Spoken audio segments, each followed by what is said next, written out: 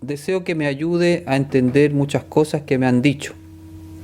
Me han dicho que no hubo éxodo, que Yeshua no resucitó, que él se casó, bueno, tantas cosas que me tienen confundida.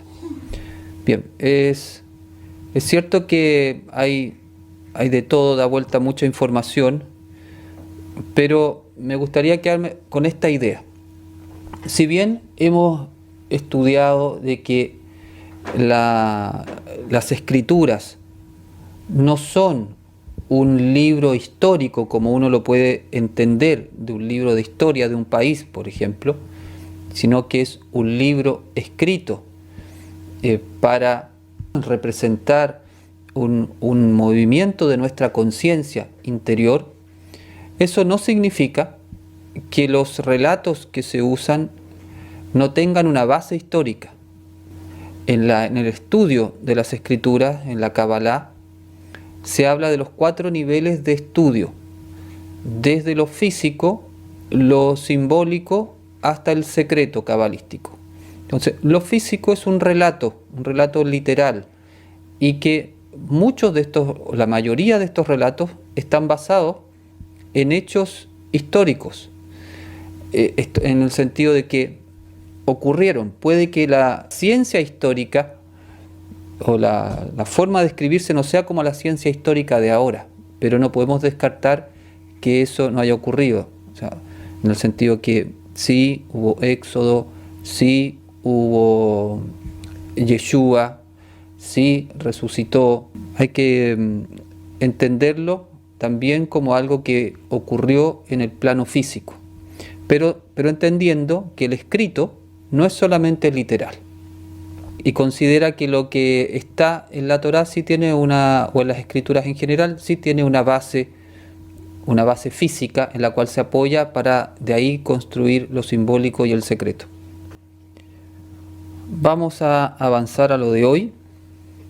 Entonces, si el fundamento o fundamentarse en Elohim es optar por vivir las enseñanzas de Yeshua, aquí surge una pregunta que es bien importante, que es: ¿cuál es el fundamento de las enseñanzas de Yeshua?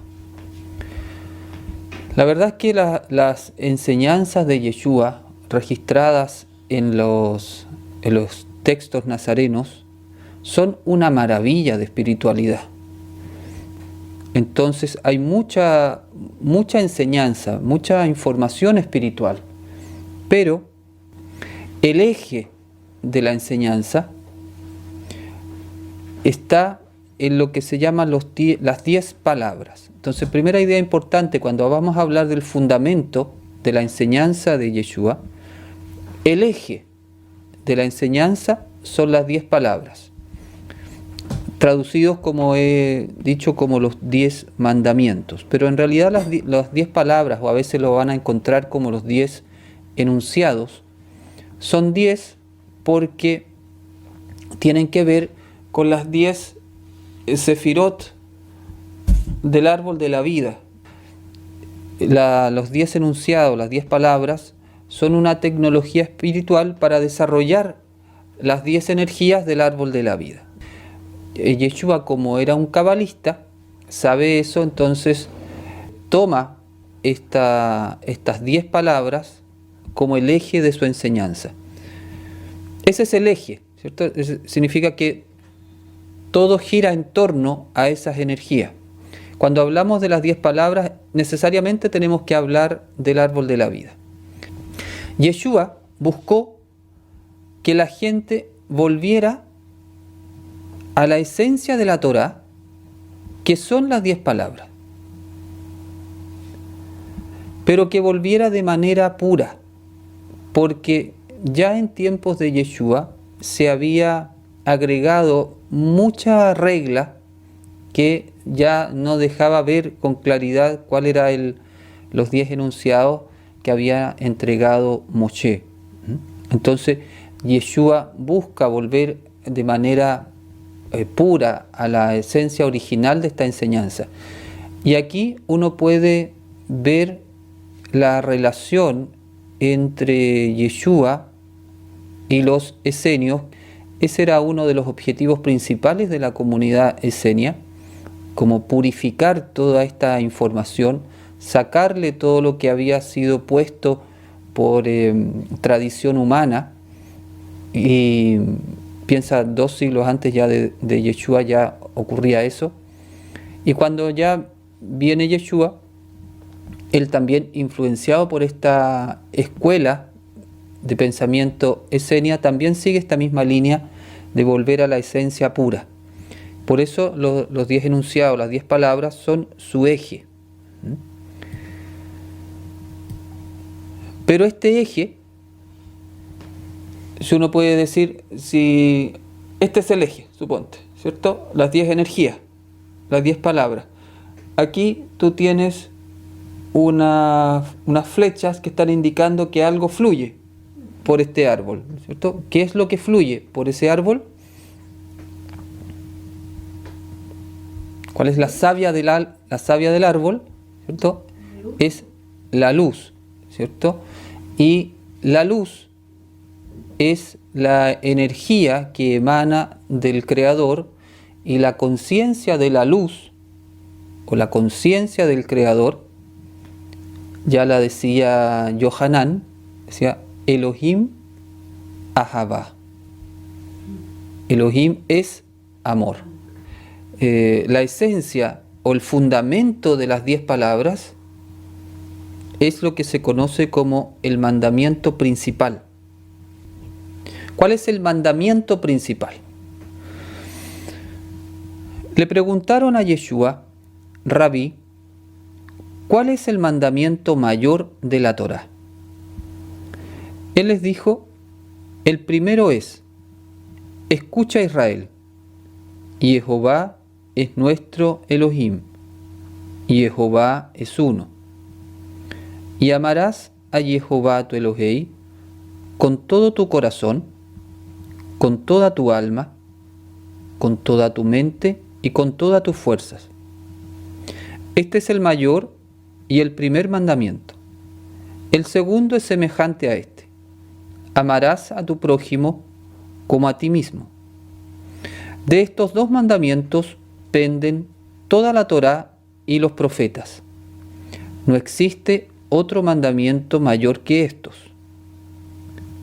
Haz esto y vivirás.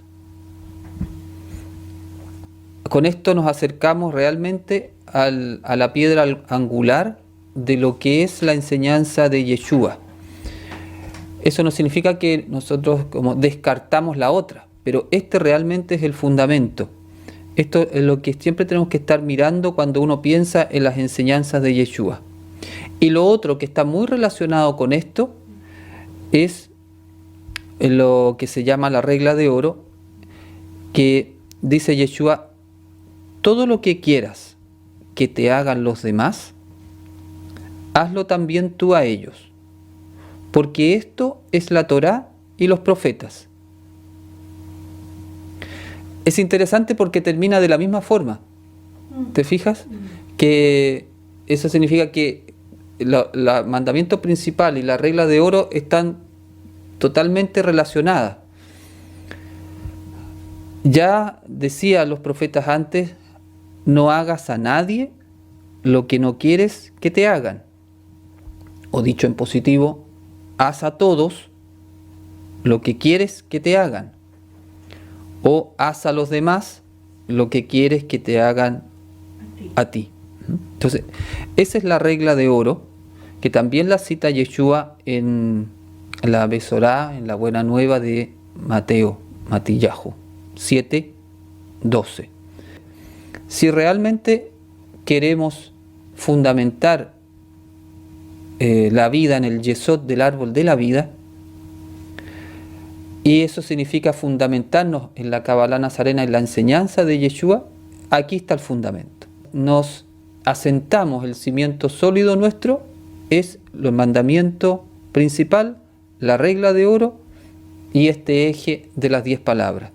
O sea, eso es algo que todos los cabalistas nazarenos o los seguidores de Yeshua deberíamos tener fresco en nuestra mente, permanentemente estarlo estudiando, viviendo, meditando, reflexionando. Ahora, para entrar un poco más en lo que es este fundamento, el primero de todo, dice Yeshua, tiene que ver con el amor a Jehová,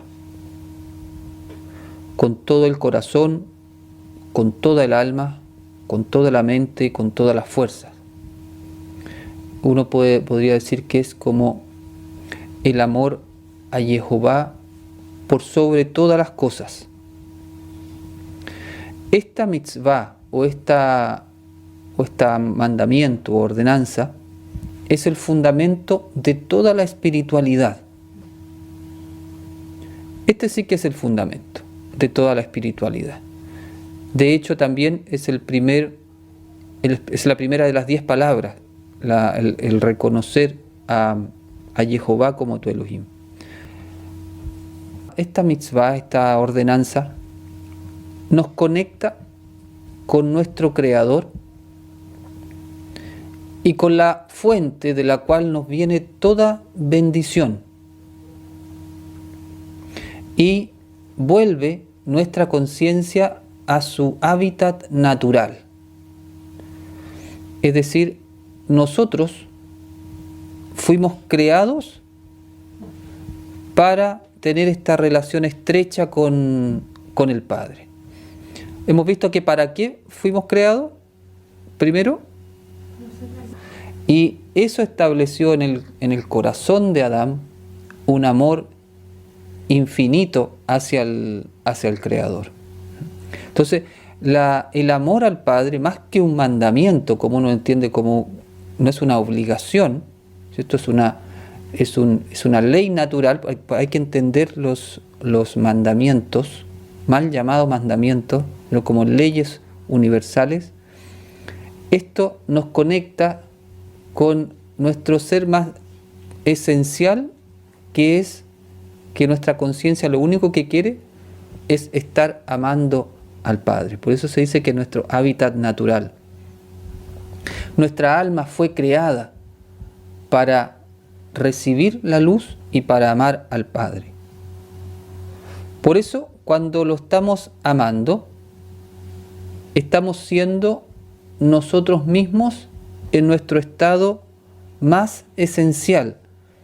Amar al Creador es nuestra máxima expresión. Por eso, cuando uno logra esa conexión, ese amor a Él, es la plenitud indescriptible que experimenta el alma cuando tiene un encuentro íntimo con Él. Por eso algunos comentaban que cuando tienen ese encuentro uno se puede emocionar mucho, y de hecho puede llorar, porque el alma recuerda su esencia. Este estado más original nuestro, que es el amor al Creador, tú dices, ¿cómo se practica? Si tú dices, si amar es hacer o darle al otro lo que necesita para ser feliz, tú dices, bueno, pero ¿qué le doy al Creador que le falte? ¿Cómo puedo yo hacer feliz a Jehová si Él no puede no estar en otro estado que no sea la felicidad? Entonces, ¿cómo puedes amarlo si por definición el amor es dar? El amor al Padre, como a Él no le puedes dar nada, porque no necesita nada, el amor al Padre se expresa en el amor al prójimo. Podríamos decir que el prójimo es como el representante legal del Padre. Entonces él dice, mira, a mí yo no necesito nada, no me puedes dar nada que a mí yo necesite, que me haga falta, pero ahí tienes a tus hermanos, a tu prójimo, y vas a dar ese amor, vas a darle a tu prójimo lo que le falta para ser feliz, y de esa forma me vas a estar amando a mí. Por eso, cuando le preguntan a Yeshua por el mandamiento principal, él cita estos dos, y de hecho él hace de estos dos uno inseparable. El amor al Padre se expresa en el amor al prójimo. El fundamento del amor al prójimo está expresado en la regla de oro. Porque la regla de oro en general, o en realidad, es todo lo bueno que tú puedas hacerle al otro. Haz a tu prójimo lo que quieres que hagan contigo. Esa es la medida. ¿Qué es lo que...? Entonces tú dices, bueno, ya, pero ¿qué tengo que hacer? Todo lo que tú quieras que hagan contigo. ¿Y qué es lo que tú quieres que hagan contigo? Cuando tú necesitas algo, que te ayuden a salir de ahí, que te ayuden a ser más feliz, que te ayuden a ser feliz. Ese es el amor práctico, ¿cierto? La regla de oro es darle al otro todo lo que necesita para ser feliz. Así como cuando tú te falta algo, quieres que alguien se te acerque y te dé lo que necesita para ser feliz. Entonces, uno dice, qué simple. Qué simple. ¿Cómo se complicó tanto todo? Y bueno, ahí eso sabemos ya que siempre este cuento tiene su villano invitado, que es el ego, y justamente lo que él hizo fue complicar todo este fundamento que, si uno ve, es simple. Cuando estudiemos, por ejemplo, los 10 mandamientos, y uno le saque esa cáscara como de mandamientos, así como de órdenes que hay que cumplir, si no Elohim se enoja y te castiga, y uno ve que en realidad son códigos cabalísticos para conectar con leyes universales, te vas dando cuenta que en realidad con esas 10 te conectas con todas las leyes del universo. Y después con la síntesis que hace Yeshua, te conectas con la savia del árbol. Y bueno, y después la regla de oro es como la síntesis final de cuando ese árbol está encendido, tú vas por la vida, ¿cierto?, haciéndole al prójimo lo que quieres que hagan contigo. Y sería todo. Eso es lo que vino a enseñar Yeshua. Todas las otras enseñanzas, por supuesto, van ayudando a nuestra conciencia a alcanzar ese estado. Pero ese es el fundamento. La reflexión ahora que puede quedar para estos días es si realmente uno quiere fundamentar su vida en estas enseñanzas. Si siente que esto tiene sentido y si siente que este camino es el que lo va a hacer más feliz. Magdalena, ¿qué pasa si esa enseñanza que es muy sabia, pero cae en una persona con trastornos mentales y le dices, hazle al prójimo lo que te gustaría que te hicieran? Y es, por ejemplo, un psicópata. Sí. ¿Cómo se puede regular eso? O dale al prójimo lo que necesita, ¿cierto? O dale al prójimo lo que quiere. Haz a los demás lo que quieres que te hagan a ti. Tiene una cláusula, una letra chica, que es para su evolución. O sea, tú cuando le das algo a alguien, es para su felicidad. Pero estamos hablando de la felicidad del alma. No estamos hablando de la felicidad egoísta. Ahora, cuando digo del alma, no es que si tiene una necesidad del cuerpo no se la des. Egoísta me refiero a que una persona te está pidiendo algo para hacerle daño a otro, no me estoy refiriendo a eso. El amor tiene que ver con darle al otro lo que necesita para su evolución. Eso es el concepto de felicidad, para su evolución, en todos los planos, desde lo físico hasta lo espiritual. Entonces, si un psicópata te pide algo porque lo va a hacer feliz. Dame un cuchillo para ese cuchillo enterrárselo a otra persona porque me hace tan feliz matar a una persona. No es esa la aplicación. Este principio tiene que ver con darle al otro lo que necesita para su evolución. Eso es lo que lo va a hacer feliz, no lo que necesita su ego.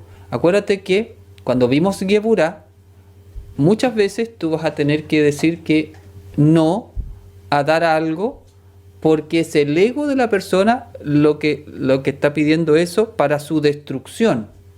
Por ejemplo, en este caso tú siempre estás conectado con los fundamentos, con la enseñanza de Yeshua y dices, eso que voy a dar a esta persona lo va a ayudar a su evolución desde comida, ¿cierto?, hasta una lección de sabiduría que tú tienes.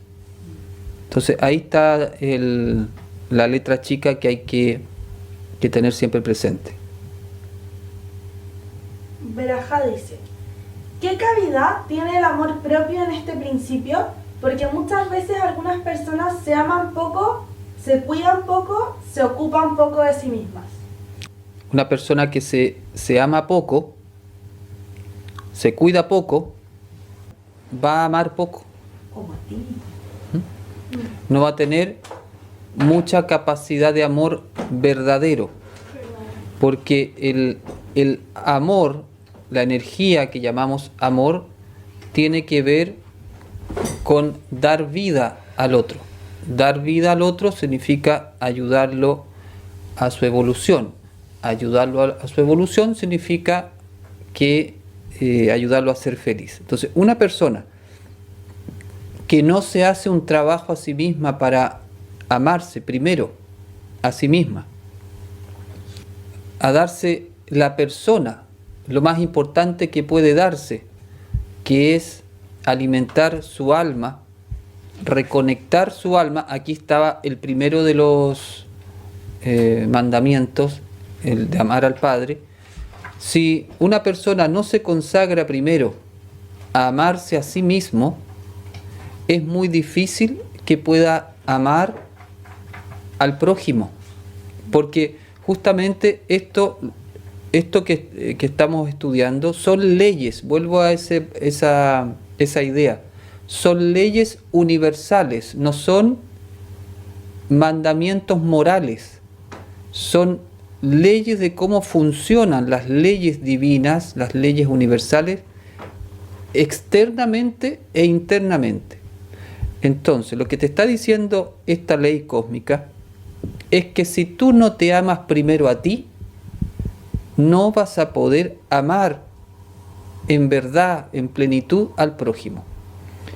Entonces, claro, si una persona no hace este trabajo, siempre se está postergando, siempre está pensando primero en los demás, desechándose uno, entonces ese amor no va a ser el máximo de amor que esa persona va a poder dar. Lo que pasa es que el ego, el Satán, cuando uno se va a amar a sí mismo, lo confunde a uno y lo hace sentir como que es egoísta, como que cuidarse uno, ocuparse por uno, amarse uno es egocentrismo. Pero si tú lo ves desde el principio energético que hay detrás, tú dices, me voy a amar a mí mismo para poder desarrollar mi capacidad de amar al prójimo, ya es diferente, porque la gran diferencia entre el árbol de la vida y el árbol del bien y del mal es que el árbol de la vida recibe para dar. En cambio, el árbol del bien y del mal solo recibe para sí mismo. Entonces, si tú no haces un movimiento de recibir para ti, para darte para ti, en función de los demás, no vas a poder desarrollar el amor de Yeshua. Entonces, el ego, como es egocéntrico y egoísta, te hace pensar que si tú vas a recibir para ti, eres egoísta. Pero ahí tú le tienes que decir, no, porque yo estoy recibiendo para mí, para poder darlo a los demás, porque si no tengo algo que dar, si no tengo luz, ¿qué voy a dar? Entonces, eso que te fijas que es un principio, podríamos decir, casi físico, ¿cierto? Si algo está lleno, puede dar. Si tienes un bidón de agua vacío y le levantas el pituto para que salga agua, no va a salir. Tiene que estar lleno. Es lo mismo. Es un principio, y ahí tú ves que es un principio que se aplica a nivel de todos los mundos. Y a nivel espiritual también. Si tu alma no está llena de luz, ¿qué vas a dar entonces? Entonces ahí el juego del ego hace que uno piense que cuando recibe es egoísta.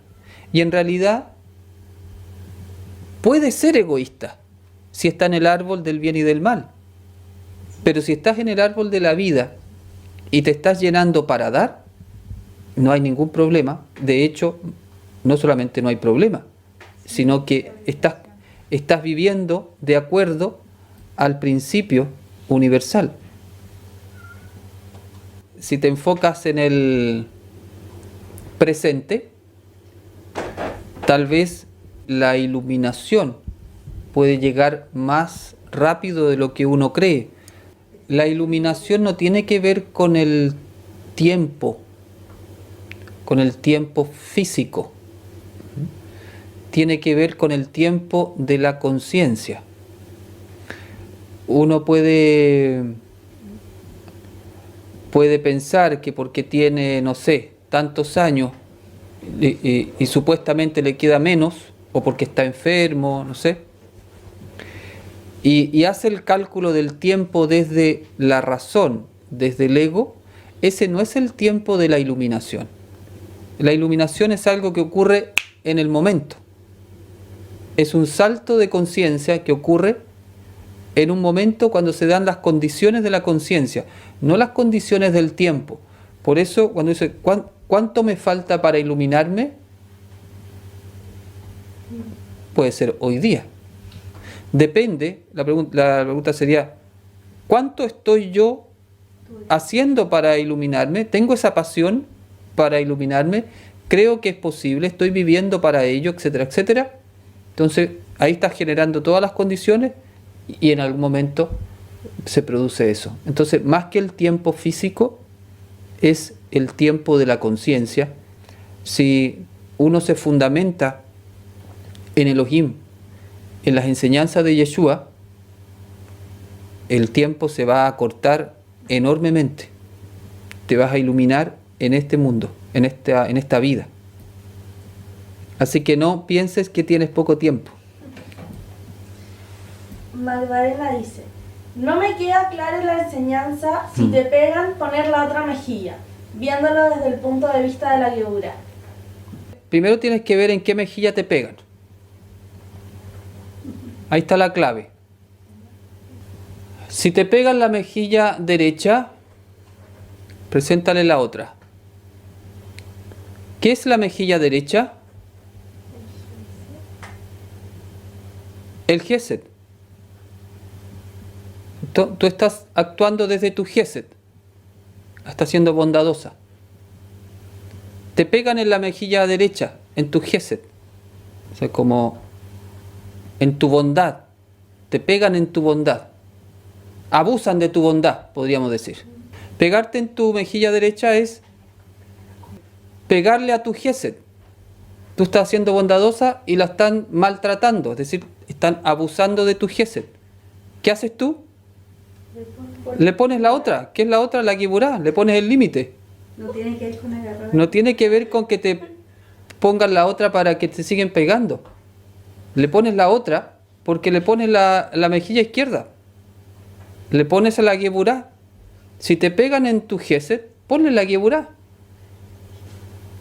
No se trata de poner la cara para que te estén pegando en una mejilla y en la otra. Ponle la otra mejilla. Claro. Ponle la Geburá, ponle la mejilla izquierda. Esa es una lección de Tiferet. Y te está diciendo que actúa con el Gesed.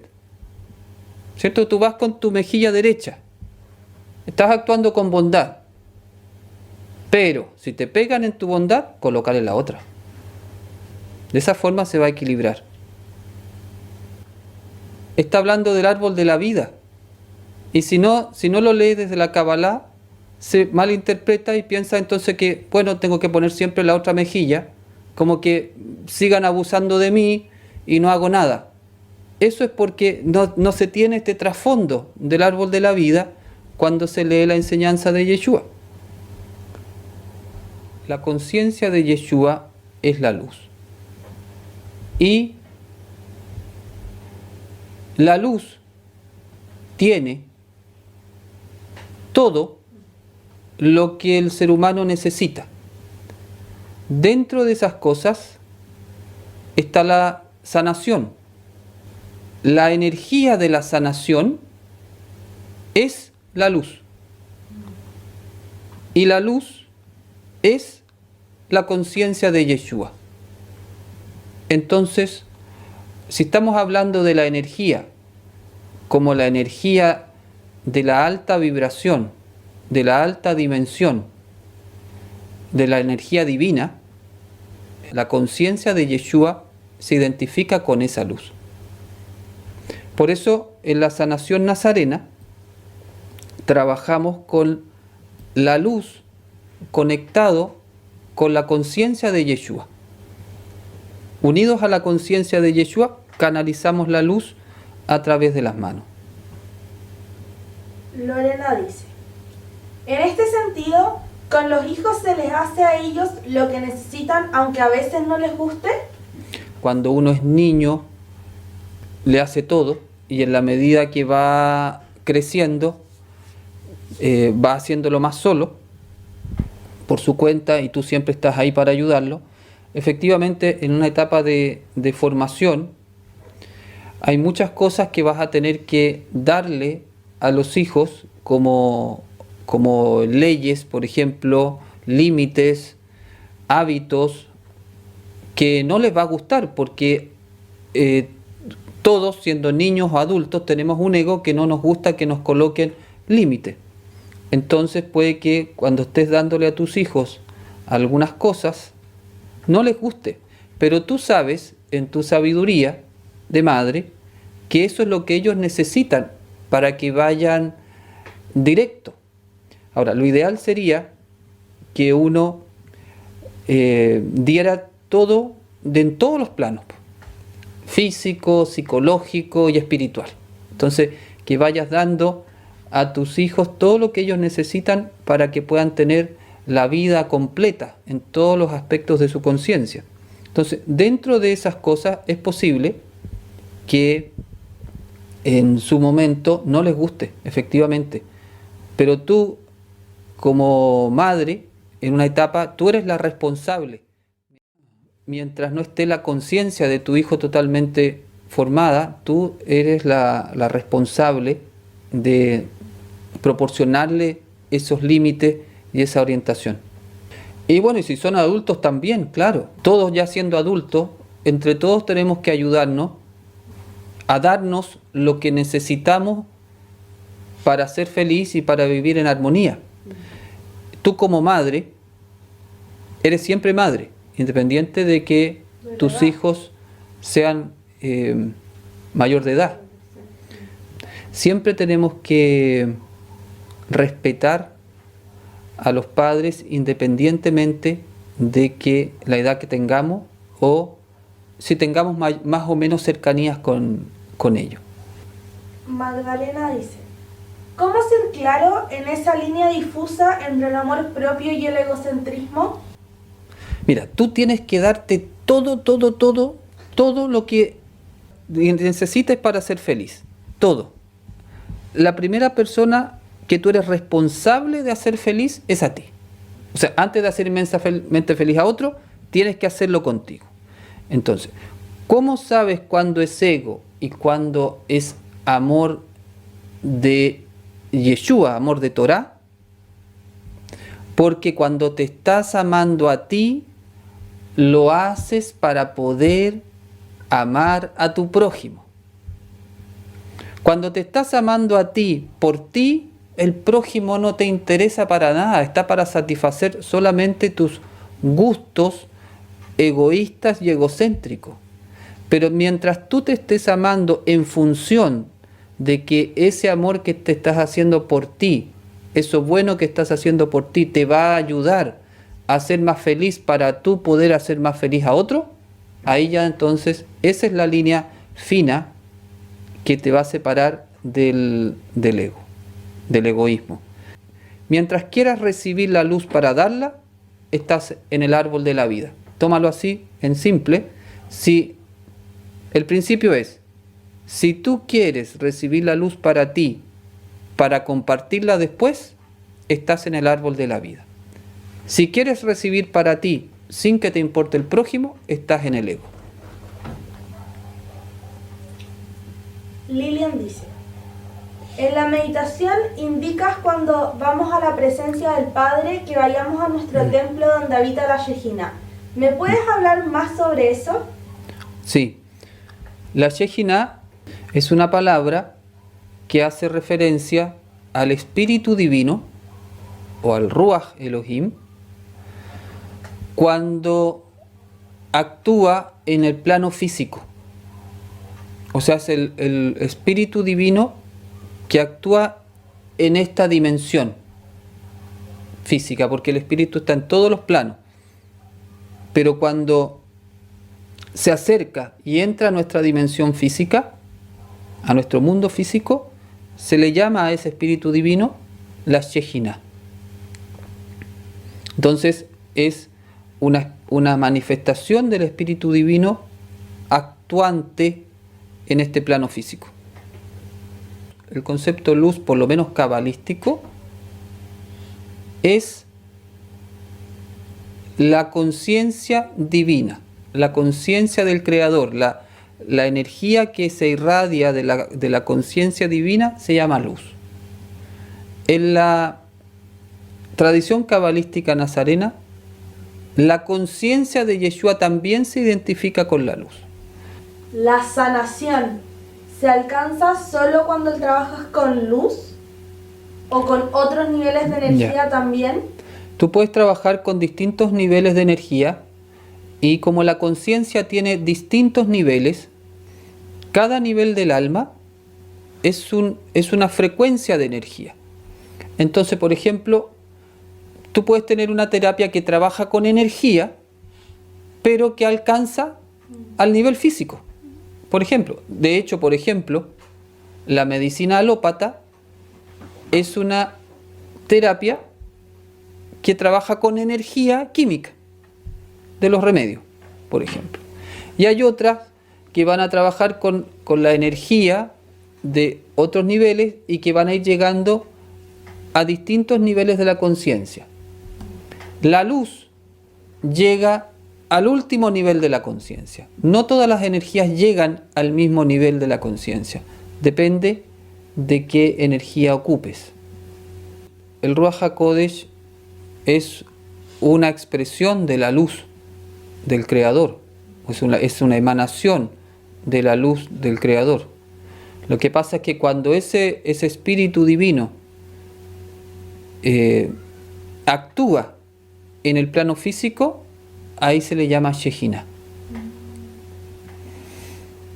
La presencia divina también se le llama. Hugo dice, en las enseñanzas se utiliza mucho el concepto de la vibración. ¿Cómo entiende la Kabbalah la ley de la vibración universal que sostiene que todo es energía que se mueve y vibra a una velocidad u otra? Sí, ese es un principio cabalístico muy antiguo, exactamente, que se relaciona con el principio también de que todo es conciencia. A veces traducido como que todo es mente, pero todo es conciencia. Entonces, desde la conciencia una del Creador, que es la vibración más elevada, ahí se va disminuyendo la frecuencia vibratoria de esa energía y se va entonces pudiendo manifestar distintas otras realidades con frecuencias diferentes, pero que en esencia son la misma energía. Por ejemplo, los niveles del alma son distintos niveles, pero la energía es una que se va manifestando en distintas frecuencias vibratorias. Entonces, efectivamente, este principio de vibración es un principio cabalístico muy antiguo. Por eso, basado en este principio, es que tú puedes elevar tu conciencia. En la medida que vas cultivando tu espiritualidad, es decir, vas haciendo vibrar tu conciencia a una frecuencia mayor, esta se va elevando. Y eso es lo que se llama la iluminación en algunas tradiciones. Cuando esa vibración llega a su más alto nivel, al nivel más elevado del alma, se activa entonces una vibración que se llama Mashiach. El Mashiach entonces es una vibración de la conciencia humana que es la más alta de todas y que tiene que ver con lo que hemos hablado hoy día, el amor al Padre y al prójimo y a uno mismo.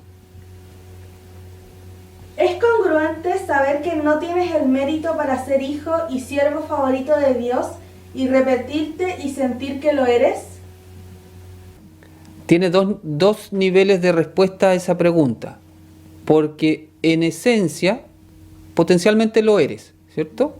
Hijo de Elohim, potencialmente lo eres, todos, porque somos un alma emanada de él, efectivamente. Pero es una potencialidad. Si yo creo que la potencialidad es la manifestación, estoy equivocado, estoy en un error.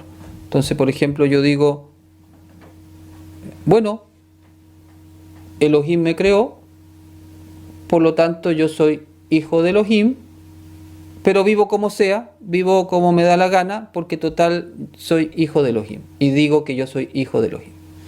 En realidad, ahí hay un engaño del ego.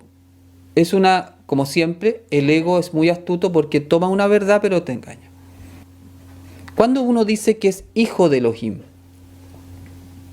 cuando da a luz al hijo de Elohim, o sea, cuando manifiesta tu imagen y semejanza divina, o cuando estás haciendo el trabajo para manifestarlo, es decir, estás viviendo consecuentemente con aquello que te has fundamentado.